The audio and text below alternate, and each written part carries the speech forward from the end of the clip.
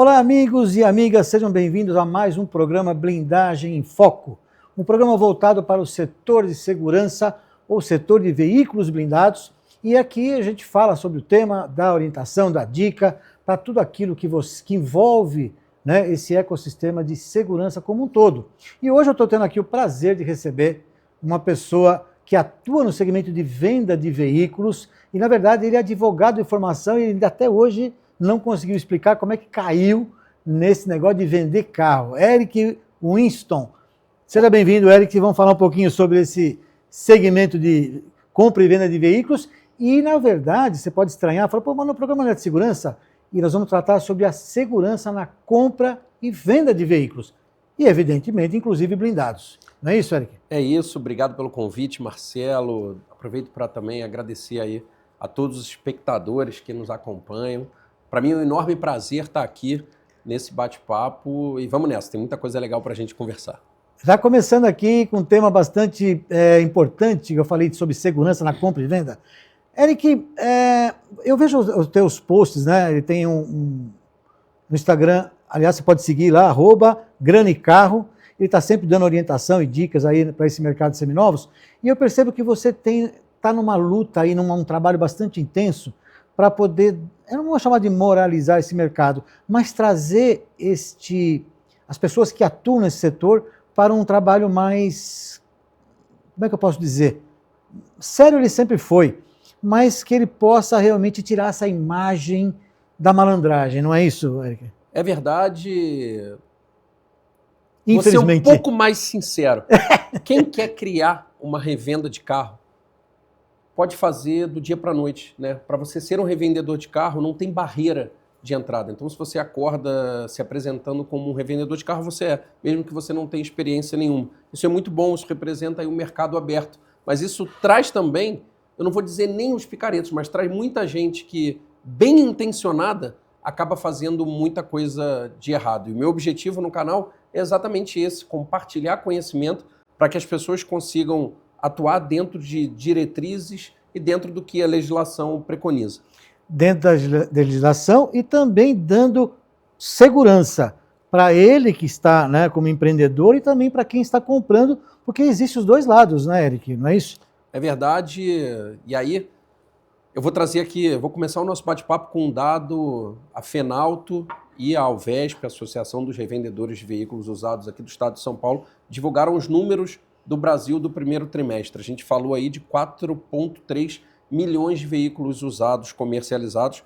São números aí que não são os maiores da média histórica, mas dos últimos 5, 6 anos são sim os maiores. Então eu digo ali, do pandemia para cá, é o maior trimestre de venda de veículos usados. E no final do dia, é muito mais golpe acontecendo, é muito mais negociação insegura acontecendo, infelizmente. Então a gente tem feito uma luta aí hercúlea, diuturna, dia e noite, para tentar subir um pouquinho a régua, para que no final o consumidor consiga fazer negócios aí de forma mais segura e o revendedor de carro consiga também ter um negócio e não uma quitanda que vende carro. Você falou sobre o conhecimento, né? Você tem uma frase que você usa sempre, né? O conhecimento, ele é tudo, em qualquer setor. Não é só na venda de veículos. Mas quanto mais conhecimento você adquirir nessa relação, principalmente conhecimento jurídico, você vai evitar problemas para você, que é lojista, né? E, aproveitando esse comentário, principalmente no mercado que o blindado seminovo começa a ganhar um protagonismo que ele não tinha. E da mesma forma que você, revendedor, tem que tomar cuidado da parte jurídica na hora de vender um veículo, né? Eu queria que você depois abordasse um pouco mais. Quando ele é blindado, tem mais um problema. Não vou chamar de problema, mas ele tem mais uma coisa para se preocupar, né? O revendedor, quando vende um blindado, ele é responsável, mesmo que seja um blindado usado. A partir do momento que ele colocou para fora da loja dele para um consumidor final, ele é responsável. Então, se ele não entender o que um carro blindado tem que ter, ele certamente pode estar colocando aí, talvez, a vida do consumidor em risco e o próprio negócio também aí em situações um pouco mais complicadas. Você fez um comentário agora sobre, né, na venda e tal, e quando o carro é consignado, Eric? Porque às vezes tem lojista, por incrível que pareça, né, me corrija se eu estiver errado, que ainda não sabe, né, que mesmo sendo consignado, ele é responsável, não é? É verdade, a legislação, e aí sendo mais específico, o Código de Defesa do Consumidor, ele apenas diz o seguinte: quando você vende produto ou serviço, você é responsável. Não interessa se você é o dono ou se você é só quem está fazendo a venda. Então, quando a gente traz isso para o cenário da revenda de carro, se for um estoque próprio, você vendendo na sua loja, você é responsável juridicamente. Se for um produto consignado, você também é responsável juridicamente. Você pode até ter um contrato com o dono do carro que te permita, e aí existem meios legais, buscar ali o ressarcimento de algum problema. Mas num primeiro momento, você quem tem que fazer a resolução caso problemas aconteçam. E essa questão de garantia, essa questão de responsabilização é uma discussão enorme no Brasil, porque o Código de Defesa do Consumidor ele também não fala de produto usado. Então, imaginar que um carro com 300 mil quilômetros sendo vendido por uma loja tem que ter a mesma garantia que o mesmo carro 0 quilômetro é um pouco difícil. E é esse o cenário que a gente está hoje no Brasil discutindo em diferentes esferas essa questão da garantia. Mas, em via de regra, o revendedor é sim responsável dentro ali do que a legislação determina. Olha como é importante, né? Eu vou sempre puxar para o blindado, mas esse caso de garantia que o Eric citou aqui, olha que coisa, né? O Código de Defesa do Consumidor não trata especificamente sobre produtos ou, no caso do carro, seminovo, não é isso? Você disse que está fazendo um trabalho, você não, mas assim, existe algumas entidades, acredito eu, seja o VESP ou... que é o ideal, né? Aí eu vou fazer um elogio aí à Abrablin, a qual eu presidia por 4 anos, é quem representa as empresas do setor, e a gente pode falar em nome do setor. É para isso que servem associações, né, de empresas. Nesse caso, do Código de Defesa do Consumidor especificamente, você falou que o cara ele tem que dar garantia como se fosse um carro zero. Pô, mas como é que funciona esse negócio? O cara compra um carro, está com 180, 300 mil quilômetros, sei lá aí o cliente sai lá em... Existe prazo.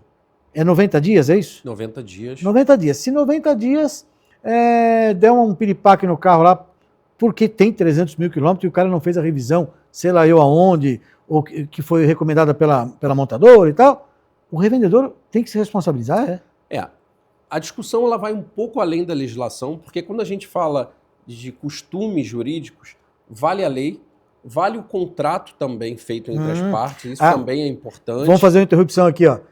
Presta atenção, você que está nos assistindo, se você é revendedor aí, contrato. Peça uma assessoria jurídica para fazer um contrato bem elaborado.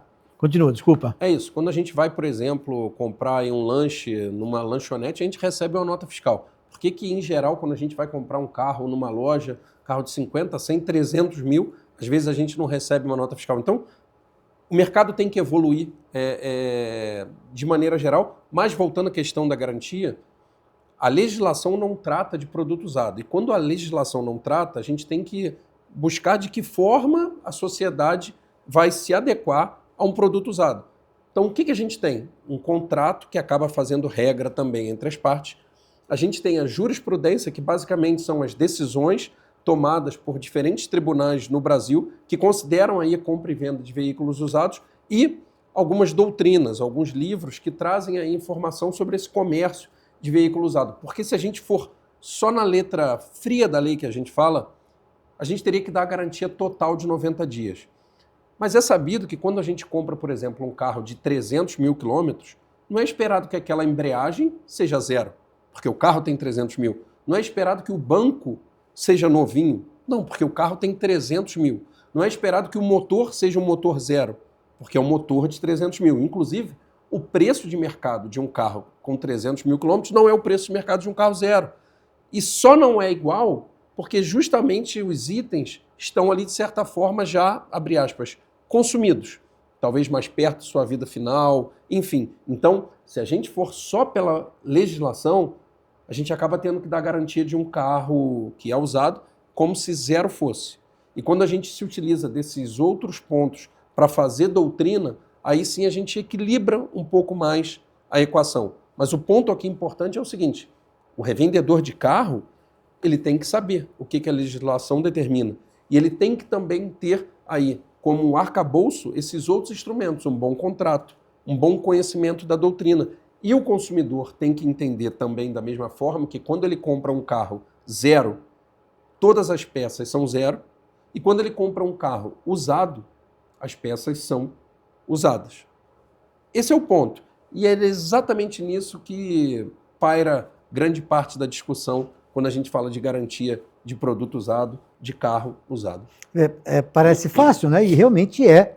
É muito claro, como ele explicou aqui, mas existe uma legislação que tem, infelizmente, ainda faltam alguns detalhes que possam se aprofundar em relação a isso. Mas eu queria fazer um comentário, Eric, queria que você lembrasse, minha cabecinha é ruim. Você brinca com uma frase, né, que você fala que quando você falava que era advogado, é melhor você falar que é ladrão de banco. Como é que é aquela história? Eu trabalho com revenda de carros há mais de 20 anos, sou advogado também há mais de 20 anos e durante muito tempo eu não me apresentava como um revendedor de carro, porque quando eu chegava ali numa roda de amigos, as pessoas começavam a perguntar, poxa, o que você faz? Se eu falasse que eu era revendedor de carro, as pessoas escondiam a carteira, saíam da rodinha. Mas se eu falasse, por exemplo, que eu era aí ladrão de banco, olha, temos aqui um estrategista. E eu brinco, a frase é pesada, mas é para trazer o alerta de que se a sociedade vê como picareta o revendedor, onde a fumaça há fogo. Então, será que o revendedor não tem que evoluir como empresário? E a gente, rodando o Brasil, acaba percebendo que sim. Provar que ele não é esse malandro como as pessoas rotulam. Mas eu queria que você fizesse esse comentário por outra razão. A gente está sempre falando aqui do revendedor, mas tem muito comprador que também é malandro, né? O cara compra um carro, vai lá na hora de negociar, ele parece que é amigo, conhece o cara, né? É o mais novo amigo de infância. Pô, vem pra cá, tudo certo, toma um cafezinho e tal. Quando ele sai com o carro faz um cri-cri, ele volta, quer reposição, dando moral. Também não tem essa malandragem do comprador? Tem sim. Tem muito, né? Tem muito e hoje tem alguns programas aí de televisão que estão estimulando ainda mais esse tipo de comportamento no consumidor. Não é o caso do Blindagem em Foco, hein? Negativo. Por aqui não. E existe o consumidor malandro, a gente tem visto também em diversos lugares do Brasil, e a grande verdade é que se a gente não trouxer equilíbrio para essa negociação, o revendedor ele fica ali desguardado ao vender um carro para um consumidor malandro, ou o consumidor de boa-fé fica também em situação de desequilíbrio ao fazer a compra em um revendedor malandro. Então, para os dois lados, tem argumento e a gente tem que trazer esse jogo para o equilíbrio. Tá. Eu queria perguntar também, aproveitar, né, todo esse teu conhecimento, isso é muito importante para você, de novo, né? Você que é usuário, você que é lojista, você que vai entrar no segmento de blindados, aí eu posso talvez ajudar de alguma forma nos riscos e nas consequências de você não ter esse conhecimento, como o Eric falou. Ferramentas. Eu acredito que existam, né, pessoas que estão pensando o tempo todo, a tecnologia nos ajuda muito, inteligência artificial também, a gente está entrando aí em tudo quanto é setor, no de carros de revenda também não é diferente. Hoje tem ferramentas que podem ajudar tanto o consumidor quanto o lojista para ele ter mais segurança na negociação? Poderia citar algumas, ou uma que eu vejo que você fala sempre? Tem sim. Quando a gente fala de negociação de carro usado, em geral são duas coisas só que a gente precisa se atentar. Essas duas coisas são longas, mas é o carro fisicamente, e ele pode ter diversos problemas, e se ele for blindado, a gente tem mais um ponto de atenção, e é o carro na questão documental. E quando a gente fala documentação, não é só do carro, é do carro e do proprietário, e aqui vai ficar fácil de entender. Se eu compro um imóvel, eu pesquiso o imóvel e eu pesquiso os donos. Isso é praxe em qualquer lugar do Brasil. Mas por que se eu compro um carro, eu pesquiso só o carro? Mas e se esse proprietário tiver aí algum problema? Então, hoje, o mercado já nos traz ferramentas para que a gente não precise manualmente pesquisar o carro em todo o território nacional. Afinal de contas, se eu compro um carro em São Paulo, vou com ele para Manaus, daqui até lá eu posso ir tomando multa em diferentes estados e voltar tomando multa. Se eu tiver que entrar individualmente em cada prefeitura que eu caminhei pelo caminho para buscar as multas, fica inviável. Será que eu tenho alguma ferramenta que me traga isso de forma compilada? Sim. Já tem. E será que eu tenho também uma ferramenta que só jogando, por exemplo, a placa ou CPF ou CNPJ do proprietário me traga ali a situação de eventual risco ou não de comprar um carro desse proprietário? Eu também tenho, né? Eu tenho falado muito de uma ferramenta que foi desenvolvida com inteligência artificial para rodar todas as bases pagas e gratuitas do Brasil em questões de segundo, para que ela entregue para a gente ali se o veículo está apto e se o proprietário também está apto, para que a gente possa seguir aí com a negociação. O nome da ferramenta é UltraCheck e qualquer pessoa pode acessar ali o site, fazer um cadastro, fazer ali a compra dessa pesquisa e só com a placa do carro receber ali um dossiê que te diga o seguinte: olha, o carro está bom, o proprietário está bom, o carro tem isso aqui, o proprietário tem isso aqui, e aí você escolhe se você compra ou não, se você dá sequência ou não. Quer correr o risco ou não. Se quer correr o risco ou não. Você falou da UltraCheck, né? Até interessante, porque até pouco tempo você mesmo tinha me dito, coisa de 2 ou 3 anos atrás, que era difícil você pesquisar todos os estados e tal. Eu vendi meu carro há pouco tempo atrás, foi coisa de 1 mês ou 2, e eu fiz o levantamento eu mesmo, entrei lá no Detran de São Paulo e tal, apareceu meia dúzia de multa lá, um valor até alto pra caramba. Quando eu cheguei na loja, me liga no dia seguinte a loja lá, olha, o senhor tem aqui mais 1.000 e cacetada, eu levei uma paulada, falei, meu Deus do céu. Falei, não é possível, eu já paguei tudo, né? Primeiro momento ele fala, eu já paguei tudo isso aí. Aí eu fui lá ver, multa lá de São José dos Campos, sei lá da onde, lá, porque são multas municipais. Exatamente. É isso. Essa ferramenta ela é recente, não é? É relativamente nova, recente. Relativamente nova. E quando você fala de ela pesquisar também o proprietário, eu queria só deixar bem claro aqui o que pode acontecer, né? Se o carro está em nome de uma empresa e ela tem talvez problema trabalhista, isso? Esse Trabalhista, carro, fiscal.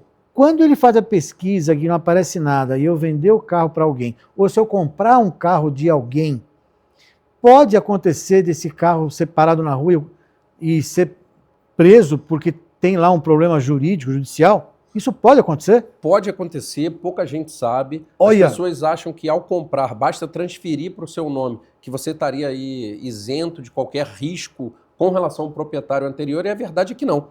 Você pode comprar, você é um comprador de boa fé, você transfere esse carro para o seu nome ou para o seu CNPJ, 1 mês, 2 meses, 3 meses, 6 meses, 1 ano, até mais tempo depois, pode entrar um bloqueio judicial, você não vai ser avisado, você vai continuar rodando com esse carro, em algum momento você vai saber da pior forma possível, quando numa estrada, aí a polícia rodoviária te parar, ou quando em alguma operação da polícia na sua cidade, você receber a informação de que o seu veículo está bloqueado judicialmente, inclusive sem aí a permissão para rodar, e aí o seu carro vai acabar sendo apreendido e enviado aí para algum pátio de algum lugar do Brasil. Então, mesmo você comprando de boa fé, mesmo você tendo transferido para o seu nome com muita velocidade, esse risco existe e acontece muito.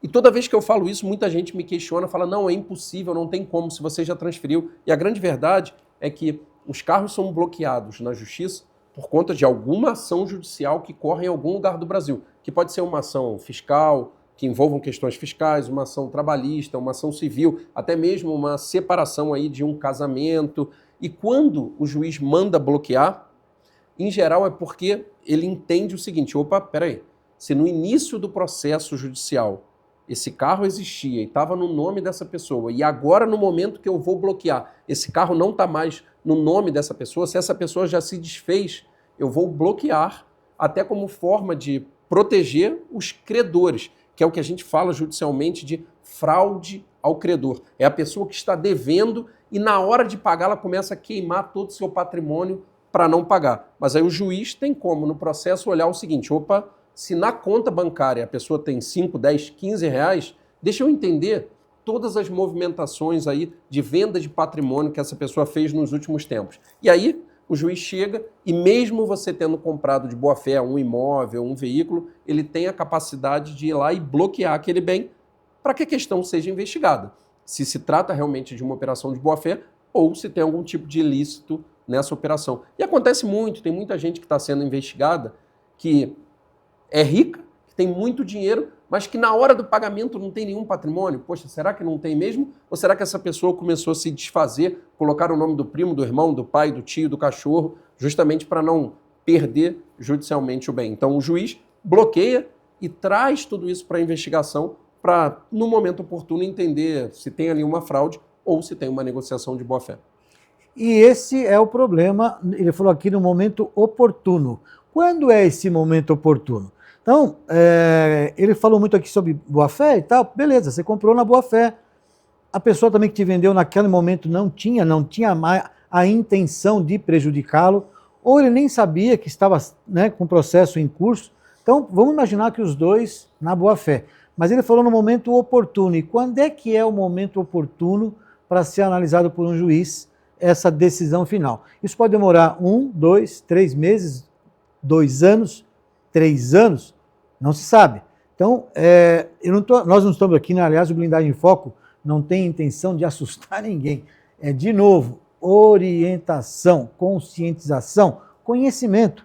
E se você quer saber um pouco mais sobre isso, pesquise. Entre em contato aqui com o Eric tem uma bagagem bastante grande nesse assunto, e no caso do blindado, entre em contato, mande a sua sugestão, a sua dúvida para o programa Blindagem em Foco através das mídias sociais ou até do e-mail, marcelosilva@blindagememfoco.com.br.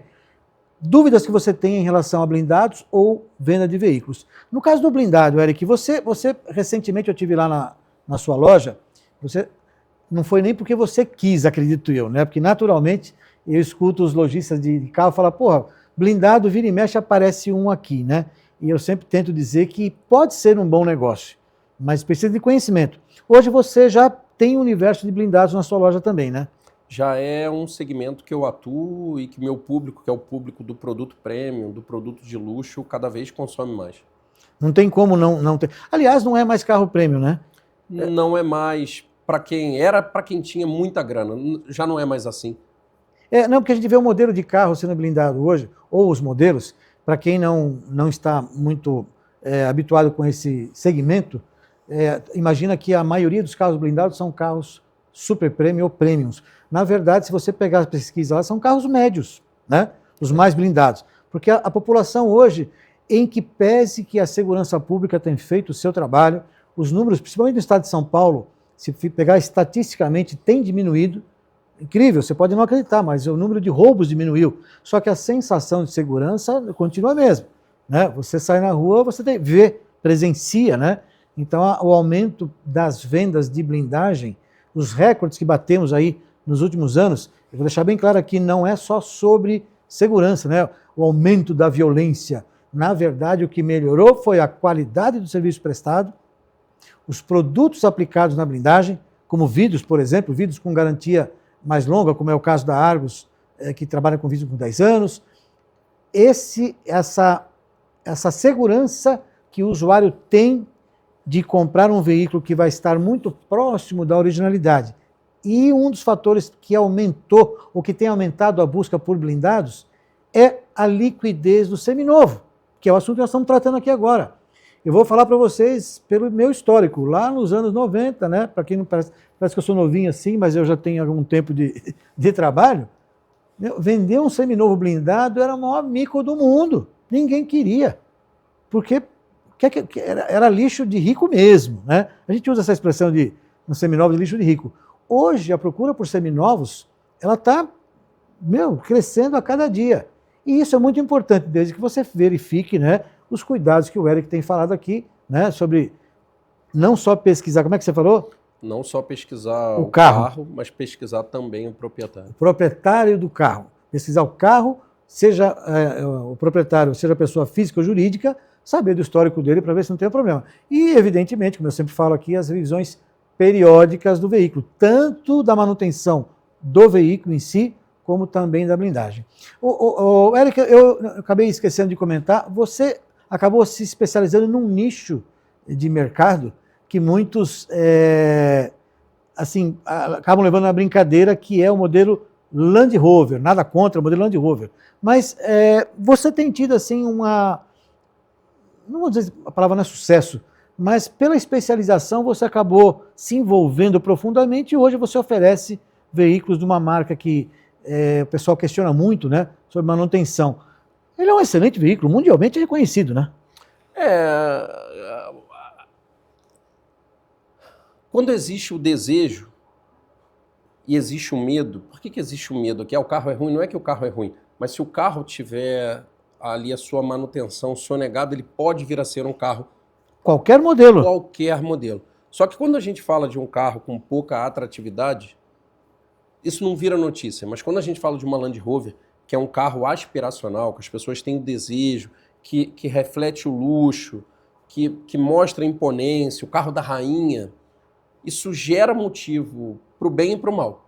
Então, como a manutenção não é barata, a gente acaba vendo muito carro com manutenção sonegada, muito cliente que compra o carro bonito, mas que é no final do dia um carro problemático, e aí sim esse cliente vai para a internet e descarrega a sua raiva na marca, mas ele nunca fala que ou ele não fez as manutenções ou que ele comprou pesquisando os anúncios, começando do mais barato para o mais caro. Agora, veja, ele não tem café de graça. Agora ele está sendo polido aqui no programa, porque ele está à frente das câmeras aqui, né? Mas vamos falar no português, claro.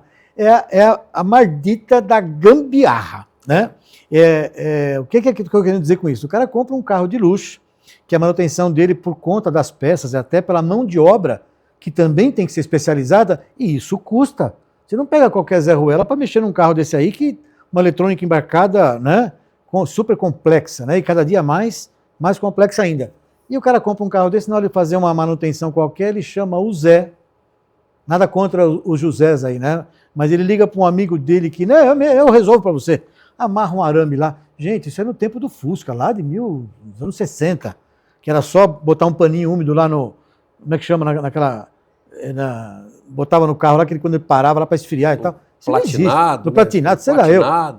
Isso não existe mais. Então, o cara faz a gambiarra, e aí quando essa gambiarra acaba causando um problema muito maior, não é isso?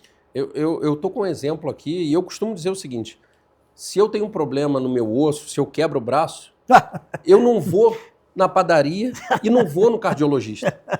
Mas por que eu não vou no cardiologista? Porque se eu quebro o braço, eu tenho que ir no ortopedista. Mas por que será que quando eu tenho um carro premium, eu procuro o meu grande amigo Zé, que é especialista em Land Rover, avião da Embraer e Belina? Pô, será que ele realmente entende tudo isso? Não dá para ser bom em tudo. Essa é a grande verdade, né? Não dá para, olha, eu bato falta, cabeceio. Não, Pelé só tinha um.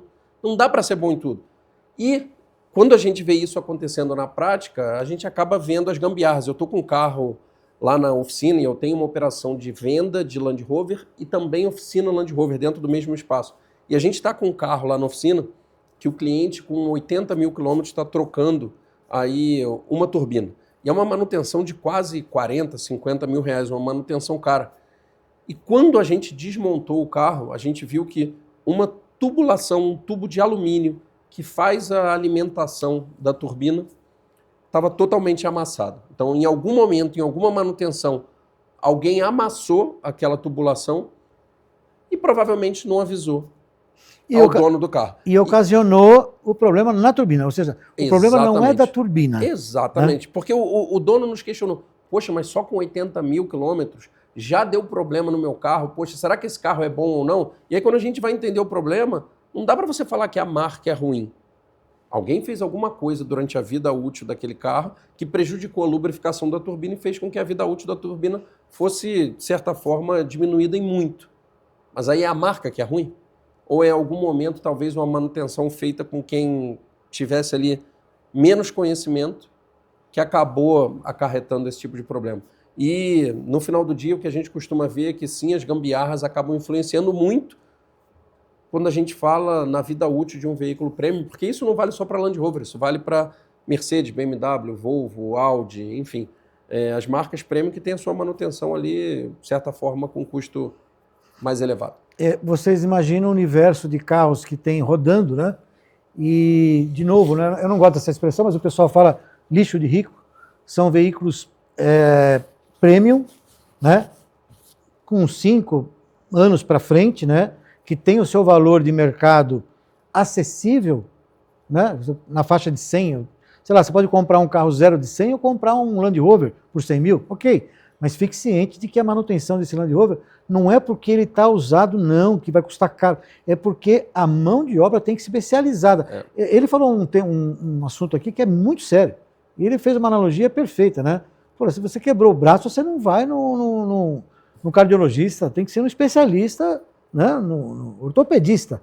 E no caso do veículo é a mesma coisa. Você tem um carro de uma marca X, tecnologia embarcada, mecânica alemã ou americana, seja lá o que for, tem que ter alguém que estudou para isso. E isso tem o seu valor, não é preço, é valor. O valor da mão de obra, hora, para desmontar um carro desse, é diferente de você desmontar um carro mais simples. É natural. Isso é natural. Não tem mágica. Não tem mágica, né? Não tem mágica. Mas, olha, é muito importante esses comentários. Eu quero agradecer aqui. O programa está chegando ao final. Tem muito assunto para a gente falar aqui, não só de blindagem. Quando ele entrou em Land Rover, eu fiquei coçando a língua para perguntar um monte de coisa para ele aqui. Mas se a gente for perguntar, que eles vão passar o dia falando sobre esse mercado de seminovos que eu defendo e acho que sim, é um bom negócio, desde que seja feito com critério, e para isso que o programa Blindagem em Foco está aqui, para poder orientá-lo, dar essas dicas, e quando você quiser saber um pouco mais, procure aqui o Eric Winston, lá no @granicarro. Se você seguir lá, ele vai estar sempre lá falando sobre essas orientações, né, para você que é ou usuário final ou lojista. Portanto, programa Blindagem em Foco, baixe o aplicativo Canal ABC na sua loja de aplicativos, seja Android ou iOS, veja no YouTube, veja no Instagram, nas mídias sociais, no TikTok, não tem outro lugar que você vai ver aí, está lá o Marcelinho falando sobre esse segmento de blindagem e de segurança. Espero você no próximo programa para mais assuntos aqui de muita relevância para que você possa não cair em roubada. Ok? Espero você, Blindagem em Foco.